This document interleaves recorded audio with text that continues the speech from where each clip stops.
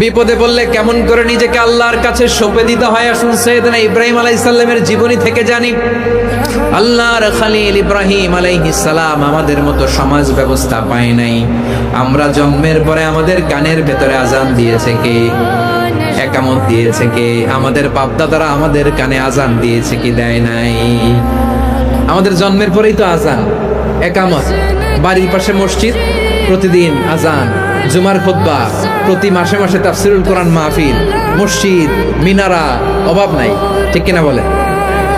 আপনি যেই সুন্দর ইসলামিক এনভায়রনমেন্ট পেয়েছেন, আমাদের ইব্রাহিম খলিল উনিও কি এরকম পেয়েছিলেন? হ্যাঁ, উনি জন্মের পর পরে ওনার কানে আজান দিয়েছে কেউ?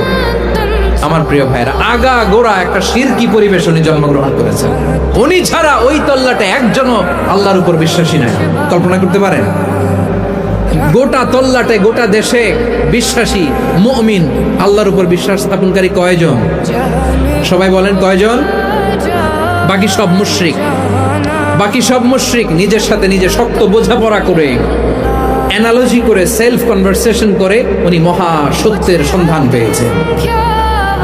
উনি আকাশের তারা দেখে ভাবে মনে হয় এটাই আমার খোদা। ওরা দেখে তারা নাই, মনে মনে বলে না তাইলে এটা না। আবার চাঁদ দেখে বলে চাঁদটা বড় মায়া লাগে, মনে হয় এটাই আমার রব। পরে দেখে চাঁদও নাই, কয় না এটা না। এরপরে দ্বীপ প্রহরের জলজলে সূর্যটা খাঁ খাঁ করে গোটা পৃথিবীটারে রৌদ্র দিয়ে তাতিয়ে রাখে। তিনি ভাবলেন মনে হয় এটাই আমার রব, কারণ এটাই তো সবচেয়ে বড়। কিন্তু বিকেল বেলা ওই সূর্যটাও যখন চলে যায়, সাইয়েদনা ইব্রাহিম বলে না এটাও তো নাই। আমার খোদা যদি আমারে ছেড়ে চলে যায়, বিপদে পড়লে আমারে উদ্ধার করবে কে? এভাবে নিজের সাথে অ্যানালজি, সেলফ কনভারসেশন করতে করতে করতে তিনি মহা সত্যের সন্ধান পেয়েছেন। সুবহানাল্লাহ পড়েন। সব শেষে তিনি ডিসিশন নিয়ে ঘোষণা দিলেন, ইন্নী ওয়াজ্জাহতু ওয়াজহিয়া লিল্লাযী ফাতারাস সামাওয়াতি ওয়াল আরদা হানিফান ওয়া মা আনা মিনাল মুশরিকিন। নিশ্চয় আমি এমন সত্তার দিকে মনোনিবেশ করলাম, মুখাপেক্ষী হলাম, যিনি আকাশ বানিয়েছেন, জমিন বানিয়েছেন, আমি মুশরিক নই। সুবহানাল্লাহ। পারতেন, আপনি পারতেন? কেউ নাই, লক্ষ লক্ষ মুশরিক, আপনি একা। ওনার মতো এরকম বিচক্ষণতা দিয়ে আল্লাহরে খুঁজে পাইতে পারতেন আপনি? কি নবী ছিল, আল্লাহকে খুঁজে পেয়েছে। যখন আল্লাহর ইবাদত শুরু করলো, এই কথা ছড়ায় পড়লো চারদিকে। নমরুদ সাইয়েদনা ইব্রাহিমকে ডেকে পাঠালেন। নমরুদ বলে, ইব্রাহিম তুমি নাকি মূর্তির পূজা না করে কোন নতুন রবের ইবাদত করো, কে তোমার রব? সাইয়েদনা ইব্রাহিম বললেন, রব্বি আল্লাযী ইউহয়ী ওয়া ইউমীত। আমি এমন রবের ইবাদত করি যিনি জীবন দেন, যিনি মৃত্যু দেন। নমরুদ বলে, তাই নাকি? তোমার রব জীবন দেয়, মৃত্যু দেয়, আর এটা তো আমি দেই। আমিও তো জীবন দেই, আমিও তো মৃত্যু দেই। সাইয়েদনা ইব্রাহিম বললেন, কেমন করে তুমি জীবন দাও, মৃত্যু দাও, একটু দেখাও তো। নমরুদ জেলখানা থেকে দুজন কয়েদিকে ডেকে আনলো। কয়েদি এনে অর্ডার করলো, একটাকে এখনই শিরোচ্ছেদ, হেড অফ, ডেথ পেনাল্টি, মৃত্যুদণ্ড দেয়া হলো, ফিনকি দিয়ে রক্ত বের হলো। নমরুদ বলে, দেখো দুজনকে ধরে আনলাম, একজন কয়েদিকে দিলাম ডেথ পেনাল্টি, মৃত্যুদণ্ড, ওরে মৃত্যু দিলাম। আরেকজন যে দাঁড়িয়ে আছে, চাইলে ওরেও আমি মৃত্যুদণ্ড দিতে পারি, কিন্তু না, ওরে আমি দিব না, ওরে আমি বাঁচাইয়া দিলাম, ছেড়ে দিলাম, মানে জীবন দিলাম। দেখো ইব্রাহিম, তোমার চোখের সামনে একজনরে মৃত্যু দিলাম, আরেকজনরে জীবন দিলাম। আপাত দৃষ্টিতে তাই তো, একজনরে তো জীবন দিল, আরেকজনরে মৃত্যু দিল। সাইয়েদনা ইব্রাহিম এবার বিপাকে পড়ে গেলেন। কিন্তু এক একজন নবীকে আল্লাহ এমন উইজডম বিচক্ষণতা দিয়ে এই জমিনে পাঠিয়েছেন, মুহূর্তের মধ্যে খলিল ইব্রাহিম বললেন, ফাইন্নাল্লাহা ইয়াতি বিশ-শামসি মিনাল মাশরিকি ফাতি বিহা মিনাল মাগরিব ফাবুহিতাল্লাযী কাফার। আল্লাহর খলিল ইব্রাহিম বললেন, নমরুদ বুঝলাম তুমি জীবন দাও, মৃত্যু দাও, দেখলাম, কিন্তু আমার রব, আমার আল্লাহ প্রতিদিন সকালবেলা উষা লগ্নে ওই পূর্ব দিগন্ত থেকে সূর্যটাকে উদিত করেন, সাঁঝের বেলা, বিকেল বেলা, কুতুরি লগ্নে, সন্ধ্যা বেলা ওই ত্রিপহরের জল জলে সূর্যটাকে পশ্চিম দিগন্তে ডুবিয়ে দেন। মানে সকালবেলা পূর্ব দিক থেকে উদিত করা সূর্যটাকে পশ্চিম দিকে বিকেলে তিনি ডুবিয়ে দেন। তুমি যদি পারো ওই সূর্যটাকে পশ্চিম দিক থেকে উদিত করে পূর্ব দিকে ডুবিয়ে দাও। সুবহানাল্লাহ পড়বেন না? দেখেন, ইনস্ট্যান্ট ইন্টেলেক্ট, মুহূর্তে বিচক্ষণতা, উইজডম কাকে বলে? নমরুদ পারবে? নমরুদের বাপ পারবে? ওর দাদা, ওর 14 গোষ্ঠী, গোটা বিশ্বের সব ক্ষমতাধর রাষ্ট্রনায়করা একসাথে হলে পারবে? ফাবুহিতাল্লাযী কাফার পারে নাই, ব্যর্থ হয়েছে। এবার তেলে বেগুনে জ্বলে উঠেছে, রেগে মেগে আগুন বলে ফালকুহু ফিল জাহিম। ওর সাথে তর্ক নাই, না পেরে এবার এটারে আগুনে ফেলা। বিশাল বিশাল গাছ কেটে লাকড়ি এনে আগুনের কুণ্ডলি বানানো হলো, দাউ দাউ দাউ দাউ করে আগুন জ্বলে। আল্লাহর খলিল ইব্রাহিমকে আগুনে নিক্ষেপ করা হবে। আল্লাহর খলিল সাইয়েদনা ইব্রাহিমের হাতের মধ্যে রশি দিয়ে টাইট করে বাঁধা হলো, পায়ের মধ্যেও টাইট করে রশি দিয়ে বাঁধা হলো। আল্লাহর খলিল ইব্রাহিমকে আগুনের কুণ্ডলির মধ্যে ফেলা হবে। ও মিয়া, আপনি যে বিপদের কারণে ভয় পান, হতাশ হন, এটা কোনো বিপদ ওনার বিপদের সামনে? পটুয়াখালী আওয়াজ করে বলুন, সাইয়েদনা খলিল ইব্রাহিমের বিপদের সামনে আমাদের বিপদগুলো কোনো বিপদ? এটা কোনো বিপদই না, এটা কোনো বিপদই না। হাত পা বেঁধে টাইট করে নিক্ষেপ করা হবে, সিম্পলি ফেলা যাবে না, কারণ দাউ দাউ করে দ্য ব্লেজিং ফায়ার, এমন আগুনের কুণ্ডলি কাছে যাওয়া যায় না, আগুনের উত্তাপে নিক্ষেপ করা হবে। হাতে রশি বেঁধে পায়ে রশি বেঁধে আল্লাহর খলিল ইব্রাহিম আলাইহিস সালামকে আগুনের মধ্যে নিক্ষেপ করা হবে। এটার বলে অগ্নি পরীক্ষা। উনি অগ্নি পরীক্ষার সম্মুখীন হয়েছিলেন, এজন্য কঠিন পরীক্ষাকে আমরা অগ্নি পরীক্ষার সাথে তুলনা করি, ঠিক কিনা? সাইয়েদনা জিবরাইল এসে বললেন, ও আল্লাহর খলিল, ওরা তো আপনার হাতও বেঁধে ফেললো, পাও বেঁধে ফেললো, নড়াচড়ার সুযোগ নাই, বলেন আমি জিবরিল ফেরেশতা আপনার জন্য কি করতে পারি? আল্লাহর খলিল ইব্রাহিম বলেন, ও জিবরাইল, তোমার কাছে আমার কোনো চাওয়া পাওয়া নাই। সুবহানাল্লাহ বলেন। তোমার কাছে বলার কিছু নাই, তোমার সাহায্যের আমার দরকার নাই। সাইয়েদনা ইব্রাহিম আলাইহিস সালামকে হাতে পায়ে রশি বেঁধে হাত পা বাঁধা অবস্থায় জ্বলন্ত অগ্নিকুণ্ডে যখন নমরুদের দলবল নিক্ষেপ করবে, আল্লাহর খলিল কিভাবে নিজেকে আল্লাহর কাছে সঁপে দিয়েছেন, পটুয়াখালীর ভাইরা খেয়াল করে শুনুন। হাত পা বেঁধে আল্লাহর খলিলকে যখন নিক্ষেপ করা হবে, তিনি মুখ ফুটে বলে ফেললেন, হাসবুনাল্লাহু ওয়া নি'মাল ওয়াকিল। হাসবুনাল্লাহু ওয়া নি'মাল ওয়াকিল, আমার জন্য আল্লাহই যথেষ্ট, আমার জন্য আল্লাহই যথেষ্ট। তিনি আমার সবচেয়ে বড় গার্ডিয়ান, তিনি আমার সবচেয়ে বড় অভিভাবক।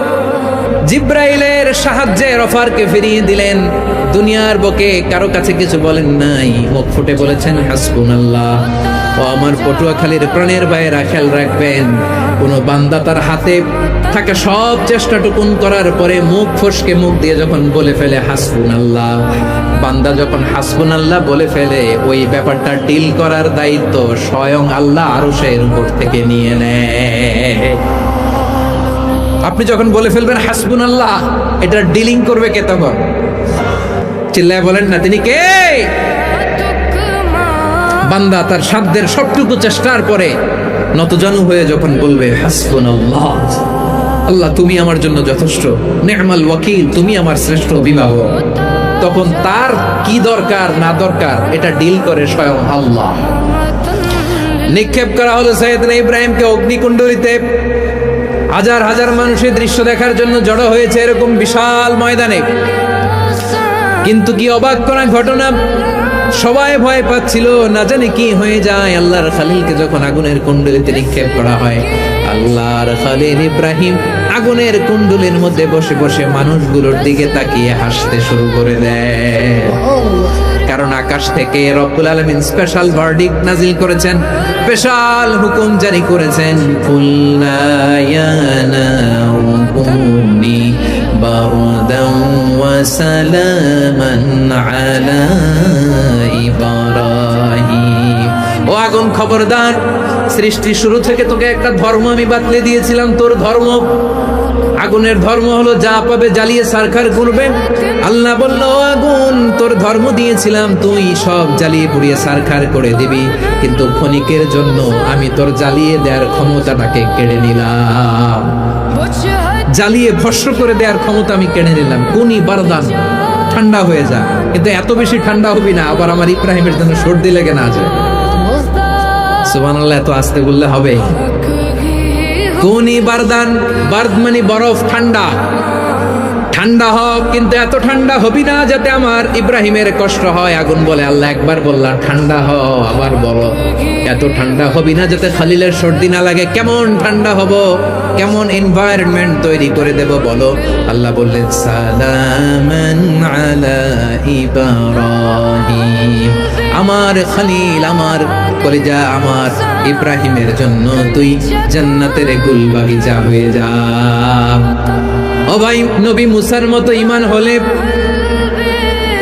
রাস্তা হবে সাগর জলে, নবী ইউসুফের মতো ঈমান হলে একে একে দরজা খুলে, নবী ইব্রাহিমের মতো ঈমান যদি আজও থাকে বিদ্যমান, অগ্নিকুণ্ডে দেখতে পাবে খুবসুরতে ফুল ভাগা। কুলনা ইয়া নারু কুনি বারদান ওয়া সালামান আলা ইব্রাহিম। বান্দা যখন মুখ দিয়ে বলে হাসবুনাল্লাহ, আমার আল্লাহ আমার জন্য যথেষ্ট, এই বলে যখন নিজেকে সঁপে দেয়, তার কি লাগবে ওই দায়িত্ব স্বয়ং নিয়ে নেয় কে? সবাই বলেন, স্বয়ং নিয়ে নেয় কে? তাহলে আমার প্রিয় ভাইরা, বিপদের শুরুতেই আমরা বলবো ইন্না লিল্লাহ। শুরুতে কি বলবো? এরপরে যেই বাক্যটা পড়ে নিজের পরিস্থিতিকে আল্লাহর দরবারে সঁপে দিব, সেটা হচ্ছে হাসবুনাল্লাহ। সেটা কি? বিষ্ণু বলেন, লা ইয়াজালু লিসানুকা রাতাবান মিন যিকরিল্লাহ। সব সময় আল্লাহর স্মরণ দিয়ে, জিকির দিয়ে জিহ্বাটারে সিক্ত রাখো। আর শয়তানু জাসিমুন আলা কলবি ইবনে আদম, শয়তান বনি আদমের কলবে খামচি মেরে বসে থাকে। ফাইদা যাকারাল্লাহ খানাসা, মানুষ যখন আল্লাহর স্মরণ করে জিকির করে শয়তান দৌড়ে পালায়। ওয়া ইদা গাফালা ওয়াসওয়াসা, যখনই বনি আদম গাফেল হয় তখনই শয়তান তার হৃদয়ে ওয়াসওয়াসা দেয়। এজন্য বিপদে পড়লে ইন্না লিল্লাহ, নিজের সব টুকুন করার পরে, নিজের রোল প্লে করার পরে নিজেকে আমরা কি বলে সঁপে দিব? সবাই বলে, সবাই বলতে হবে। আর জোরে বলে, মনে থাকবে? বিপদে পড়লে প্রথমে ইন্না লিল্লাহ, এরপরে নিজেকে যখন সঁপে দিব তখন হাসবুনাল্লাহ।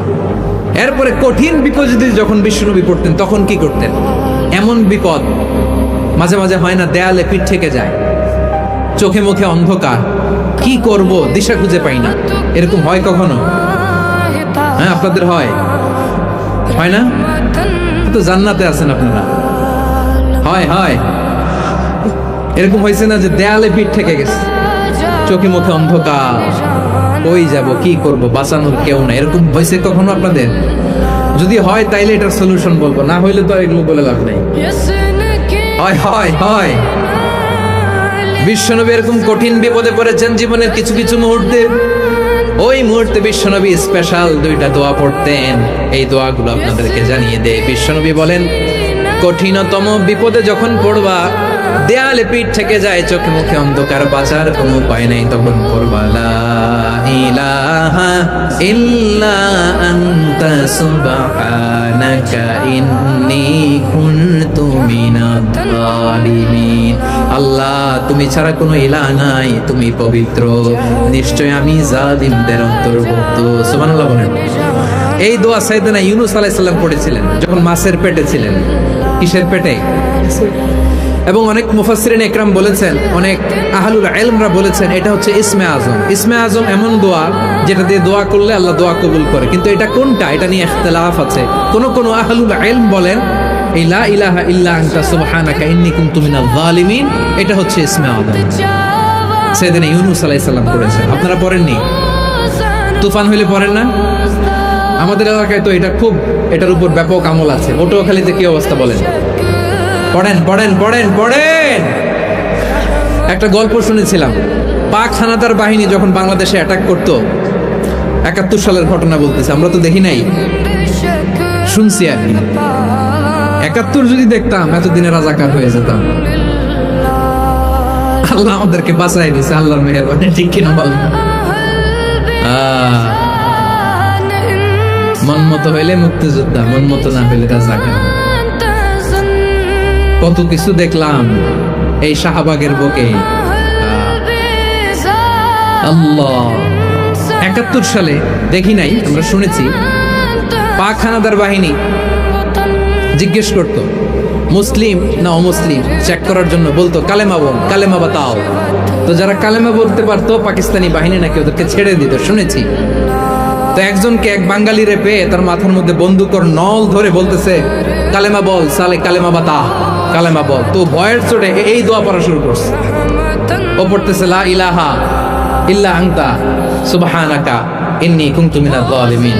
পাকিস্তানি বলে সালে ये तो मुसीबत का कलेमा है, বাঙালি কয় হাম তো ভি মুসিবত মে হ্যাঁ। পাকিস্তানি বলে বেটা কোন দোয়া বললি, এটা তো মুসিবতের কালেমা। কয় আমিও তো মুসিবতে আছি, আমার মাথার মধ্যে বন্দুক ধরে তুমি আমার কালেমা জিজ্ঞেস করো, এখন কোনটা কালিমা আর কোনটা কি দোয়া আমার হুশ আছে নাকি? প্রিয় ভাইরা, আসলে এটা দুআউল মুসিবা, বিপদে পড়লে এ দোয়া পড়তে হয়। লা ইলাহা ইল্লা আনতা সুবহানাকা ইন্নী কুনতু মিনাজ জালিমিন। এটা পড়বেন আপনারা। এই দোয়া পড়ে সাইয়েদনা ইউনূস আলাইহিস সালাম মাছের পেট থেকে রক্ষা পেয়েছিলেন। রক্ষা করেছিল কে? তুমি ইউনূস নবী রে যখন খাইলো মাছেতে গিলিয়া, ফেরেশতা পাঠাইয়া দিলে ইসমে আজম দিয়া। প্রাণে ছিল যাহার ভয় সেথা পাইল আশ্রয়, প্রাণে ছিল যাহার ভয় সেথা পাইল আশ্রয়। মাছের পেট হতে সে যে পেল পরিত্রাণ। আল্লাহু আল্লাহু তুমি জাল্লে জালালুহু, শেষ করা তো যায় না গে তোমার গুণগান। আল্লাহু আল্লাহু সুবহানাল্লাহ পড়ে লা ইলাহা ইল্লা আনতা সুবহানাকা ইন্নী কুনতু মিনাজ জালিমিন। বিশ্বনবী বললেন দেয়ালে পিঠ থেকে গেলে, চোখে মুখে অন্ধকার, বাঁচার কোনো উপায় নাই, তখন এই দোয়াটা পড়তে হবে। এই দোয়া পড়ে আল্লাহর কাছে ফরিয়াদ করলে বিপদ মুক্ত করবেন কে? কেন এই দোয়াটা আল্লাহর কাছে বড্ড প্রিয় জানেন আমার ভাইরা? কারণ এই দোয়ার মধ্যে 3টা জিনিস আছে। আমি যেরকম আঙ্গুল উঁচু করেছি এরকম করেন তো। 3টা। কয়টা? 3টা। 1 নম্বরে হচ্ছে তাওহীদ, 2 নম্বরে তাসবিহ, 3 নম্বরে তাকরীর। আই রিপিট, আবারও বলছি, 1 নম্বরে তাওহীদ, 2 নম্বরে তাসবিহ, 3 নম্বরে তাকরীর। এ দোয়াটা আল্লাহর কাছে এত পছন্দনীয় কারণ এ দোয়ার প্রথম অংশে আছে তাওহীদ, আল্লাহর একত্ববাদের ঘোষণা। লা ইলাহা ইল্লা আনতা, ও আল্লাহ আপনি ছাড়া কোনো ইলাহ নাই, উপাস্য নাই। এই কথা বললে আর আল্লাহ বড্ড খুশি হয়ে যায়। সুবহানাল্লাহ পড়েন। এ দোয়ার দ্বিতীয় অংশে আছে তাসবিহ, মানে আল্লাহর প্রশংসা, প্রশংসা সূচক বাণী। সুবহানাক সুবহানাক সুবহানাক, ও আল্লাহ আমি আপনার পবিত্রতা ঘোষণা করছি। সুবহানাক, এই কথা শুনলেও আল্লাহ খুশি হয়ে যায়। সুবহানাল্লাহ পড়েন। এই দোয়ার তৃতীয় অংশে আছে তাকরীর। তাকরীর মানে পাপের স্বীকৃতি। তাকরীর মানে কি?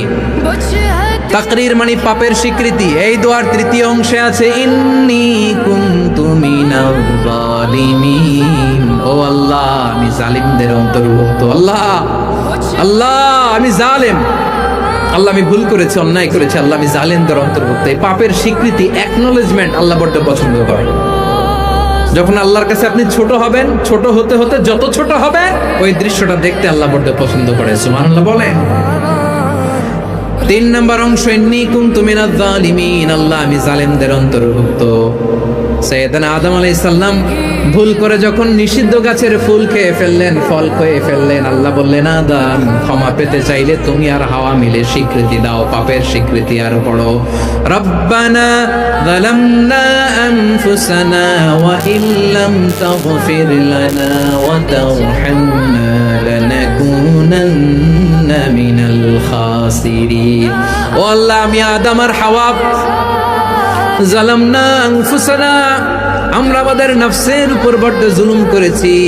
আল্লাহ ওয়া ইল্লাম তাগফির লানা ওয়া তারহামনা, আপনি যদি ক্ষমা না করেন, আপনি যদি দয়া পরবশ না হন, আপনি যদি রহম না করেন, আমরা তো ক্ষতিগ্রস্তদের মধ্যে শামিল হয়ে যাব।